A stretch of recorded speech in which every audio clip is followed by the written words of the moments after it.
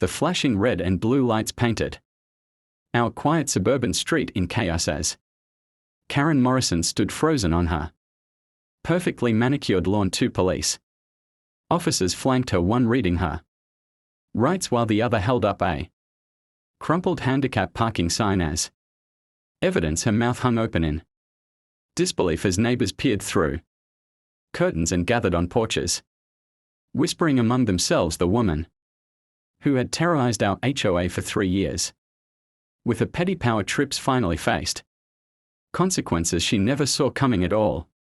Started 6 months ago when I moved into Willowbrook Estates, a cookie-cutter subdivision where every mailbox looked identical and the grass had to be exactly 2 3/4 in tall. I'm a disabled veteran who served 2 tours in Afghanistan before an IED changed my life forever. The shrapnel in my left leg and the permanent nerve damage meant that even short walks from distant parking spots left me exhausted and in excruciating pain after months of paperwork, doctor evaluations, and jumping through bureaucratic hoops. I finally received approval for a personal handicap parking spot directly in front of my home. The installation process itself took weeks to coordinate. City officials had to survey the location, verify the medical necessity, and ensure proper compliance with federal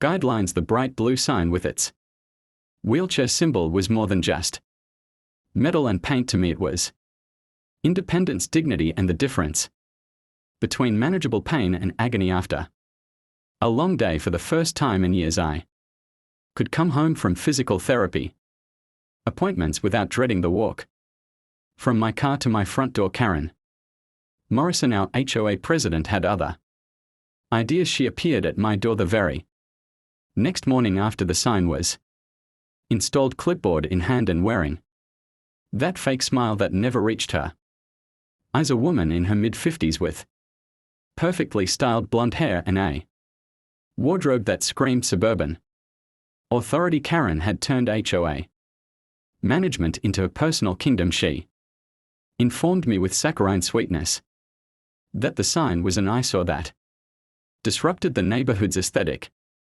harmony. She pulled out a laminated copy of the HOA covenants and began reading sections about maintaining curb appeal and uniform street presentation. Karen claimed it was unfair to other residents who didn't have reserved parking spots, conveniently ignoring the fact that they didn't need them. When I explained that it was legally required and federally protected, she waved her hand dismissively and said federal law didn't override HOA covenants. Her tone suggested she genuinely believed that her little neighborhood FFTM operated above constitutional protections. Our confrontations escalated over the following weeks. Karen would leave passive-aggressive notes on my windshield about proper parking etiquette, always written in her distinctive purple ink with unnecessarily formal language. She called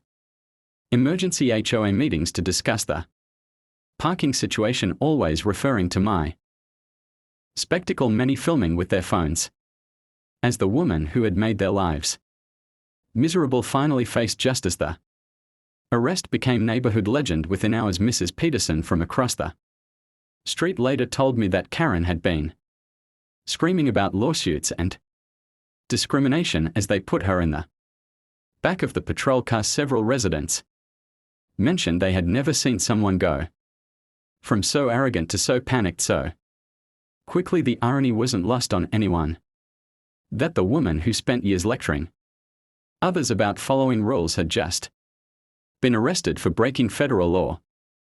The legal consequences hit Karen like a freight train. She was fined $12,000 under federal ADA statutes and faced up to 2 years in federal prison for violating civil rights laws. When the judge read her sentence, Karen's face went pale as she realized her petty power trip had destroyed her reputation and potentially her freedom. She stared at the judge in complete shock, finally understanding that her actions had crossed a line from which there was no return.